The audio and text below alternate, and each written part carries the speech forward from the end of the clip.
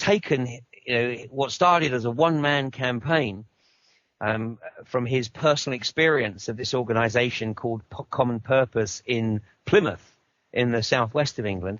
And, over the past 3-4 years, his research has probed deeper and deeper and deeper into an organization that claims to be a charity and yet is probably one of the most secretive charities in the world. And to put it into a nutshell, in the US, there's an organization called Phi Beta Kappa. Yeah. Now, Phi Beta Kappa is a very ancient fraternity. In fact, Phi Beta Kappa was established on December the 5th, 1776. And anecdotally, it was established by people who were frustrated at not being invited to participate in the preparation of the Declaration of Independence. So within the US for the last 240 odd years, there's been some competition within the various fraternities, which obviously have their base in the universities of the US. Yes. Now, over the last sort of 40, 50, 60 years, Skull and Bones has achieved the ascendancy in the US. And that's why we see a predominance of Skull and Bonesmen in all senior positions, and of course up to and including the presidency. Yep. But Skull and Bones is uniquely linked with Yale University. And obviously there's a hell of a lot of very bright, very smart, very able people who attend other Ivy League universities. And the way in which these people are brought into the fold, if you like, is through an organization called Phi Beta Kappa. Now, in the UK, and indeed Europe, we don't have that equivalent. So Common Purpose was established in the late 80s. And what has become very apparent is that the agenda of Common Purpose seems to mirror what Phi Beta Kappa provides in the US. In other words, it identifies people who have the potential to reach senior positions in the industrial, military, political complex and nurture those people, mentor those people. And just as Obama was mentored by Zbigniew Brzezinski for nearly 27 years, so what happens is these people can be mentored right from the age of 14. I mean, Common Purpose even invites schools to identify their best and their brightest. Yes. And send them to Common Purpose workshops. And effectively, it's a form of brainwashing. Yeah. It's a form of, as Brian calls it, elitist, pro-EU, federalist brainwashing. Incredible. And, I mean, of course it sounds outrageous. Of course it sounds crazy. Until you hear what Brian Gerrish has to say, and until you hear the people, and Brian will identify the people who are Common Purpose graduates, and you see the positions that they're operating in. I mean, one of the primary players of Common Purpose who hit the headlines a few years ago was a police officer by the name of Cressida Dick. And she was the officer in charge on the morning that Jean-Charles Menzies was assassinated. Mm-hmm. And of course, I mean, as we have seen, the establishment has completely closed ranks around the police and around those who were guilty of his assassination. Mm. I mean, the judge that ruled that there was a case to answer, the day after he ruled that there was indeed a case to answer, he was accused of flashing on an underground train. Really? Yep. And not once, but twice. Uh-huh. Fortunately, he had the courage and the temerity to challenge the accusation. And, I mean, he was found not guilty. Mm-hmm. But, of course, what was happening was this was the establishment letting it be known that he come up with the wrong answer. There you go, exactly. A little minor punishment there, you're on the right track here, exactly. lad, And the coroner, when they held the coroner court recently, ruled that the jury could not return a verdict of unlawful killing. Now, this is incredible. So the coroner is basically telling the jury that they can only come up with two possible verdicts. One is that the assassination of Jean-Charles Menzies was a lawful killing, and the other version, or the other verdict they could come up with is an open verdict.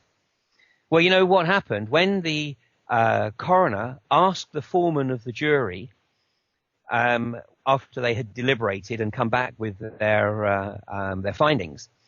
He said to the foreman of the jury, "Was the killing lawful?" And the foreman of the jury, full credit to him because this got a complete media blackout, but the foreman of the jury said, no, it was unlawful. Mm-hmm. Now, this is tremendous. But, you know, what we have is, you know, we have this whole series of illustrations of the establishment effectively trying to wield its muscle and closing ranks around the people who were in the key positions. And, you know, really, once it was established that Cressida Dick was a common purpose graduate, Mm-hmm. yeah, it was a case of, well, no surprise there then. So Brian Gerrish is, in my opinion, a real hero. I actually heard earlier this afternoon he has been invited onto BBC 5, I believe it is, Radio 5, to conduct an interview about common purpose. And I mean, this is an opportunity for common purpose to go mainstream. And if you look at the website, if you Google common purpose, I think the first website that comes up is the official common purpose website. And the second one that comes up is Brian Gerrish's expose of common purpose. So there's no excuse for people to say they didn't realize that you know, common purpose was being challenged. Very good. I mean, I remember seeing a lecture with Brian and a video, and he talks a bit about that he, you know, encourages people, you know, go and check their website out and then go to mine and check out and correspond. And he's allegedly have been corresponding a little bit back and forth with the people in some kind of involvement with the websites and back and forth. But again, his work is really incredible, and I really like the fact that he also ties it in with the whole European Union and that this is the kind of the umbrella program of this, and this is that the common purpose is used to, as you say, Ian, to kind of mold or shape the elitist of those who will be kind of administrating the whole thing behind the scenes, or in the individual countries. I know that we even up here in Sweden have a common purpose, for instance, but we never hear about it, and very few people at this point that is involved with it. But yet it shows that it has its tentacles, as it were, everywhere. So it's really interesting. Absolutely, and what it is effectively geared to achieve is to weed out the independent thinkers, because you know the establishment has no place for the independent thinker. Yeah, the establishment needs absolute puppets or intellectual prostitutes, of which of course many politicians fall into one or other or both of those categories. Absolutely.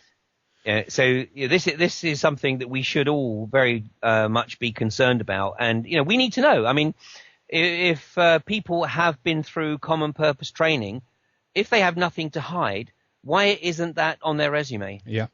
You know, we should know if an MP or an MEP is a common purpose graduate.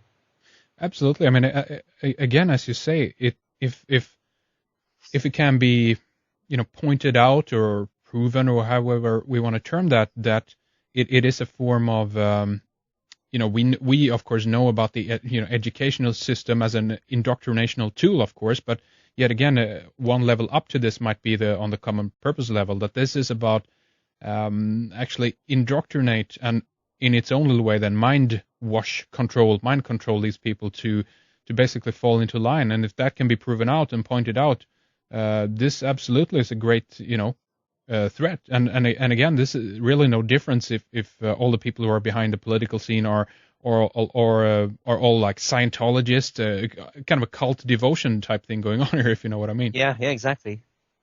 Yeah.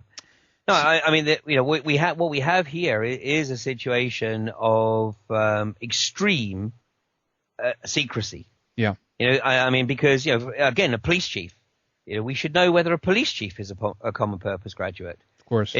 Because what we know is that in addition to the independent thinkers being weeded out, those who are perceived as having the greatest potential are given the opportunity to get their snouts in the trough at a very early stage. Yes. You know, so that they become part of the corrupt system. And I mean, I'll give you an example of how corruption can force people to remain quiet. I mean, very recently in the UK, there's been outrage that the Home Office Minister, Jackie Smith, has been effectively proven to be claiming outrageous sums of money, allegedly for her main residence, which she claimed was in London. Yet in reality, she was staying with her sister in London, and she claimed like £116,000. And then she has the audacity, when she's being questioned, to say, yeah, but I could have claimed more. Well, when it was researched how much more she could have claimed, she could have actually claimed another £58. Oh my God. Okay. So, yeah. So she didn't actually lie. She could indeed have claimed more, but of course she wasn't exactly forthcoming with the full picture. Well, how but, nice. You know, now, she didn't take it all. Here we have an issue of a senior Labour politician, a senior government minister, clearly taking advantage of their position, you know, to the tune of many tens of thousands, if not, well, probably, I think it was just over £100,000. Now, in theory, of course, what we should see is the opposition, the Conservative Party, jumping up and down, saying, "Oh, this is outrageous. It's sleaze. It's corruption." But they don't say a thing, and the reason they don't say a thing is because they're all at it too. There you go. Yeah, well, exactly.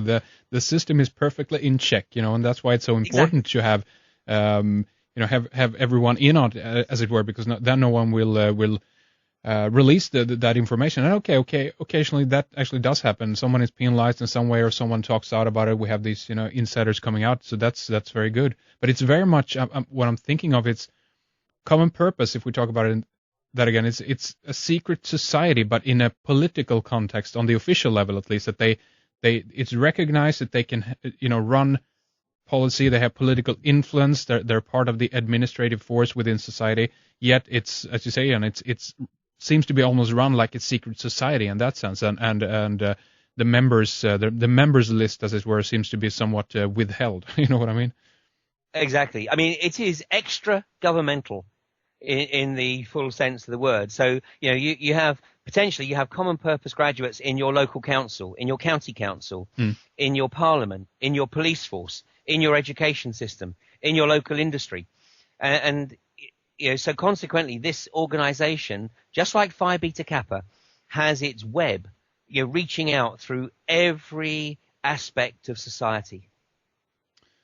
So that's going to be really interesting hearing more from Brian Gerrish about common purpose. And while we're on the subject of political influence and secret societies, I guess we can talk a little bit about Tony Goslin. He, of course, will be a guest speaker at Alternative View 2, and he, of course, is behind the Bilderberg.org website, and he's been covering the Bilderberg group for a whole lot of years, as I understand it. Yeah, Tony is without any shadow of doubt one of the primary researchers into the Bilderbergers.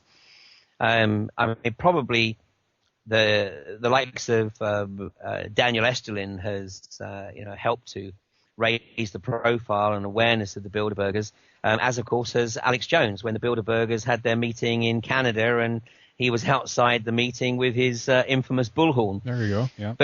But Tony's research is solid, and as you rightly say, he runs the website www.bilderberger.org. And at the Alternative View 1 last year, Tony actually played the recording of a telephone conversation that he had with John Reid, who was a previous Home Office minister. He was Home Office minister in the UK. And John Reid was in the US at the time, and he was clearly worse the wear for a glass of wine or two. And he'd obviously over lunch or dinner, somebody had obviously bent his ear about Tony's website. So Tony, at some 2:00 in the morning, British time, had the ex-British Home Office minister on the phone, asking him to take down his website of Bilderberger.org. Oh my God. Yeah, funnily enough, Tony didn't.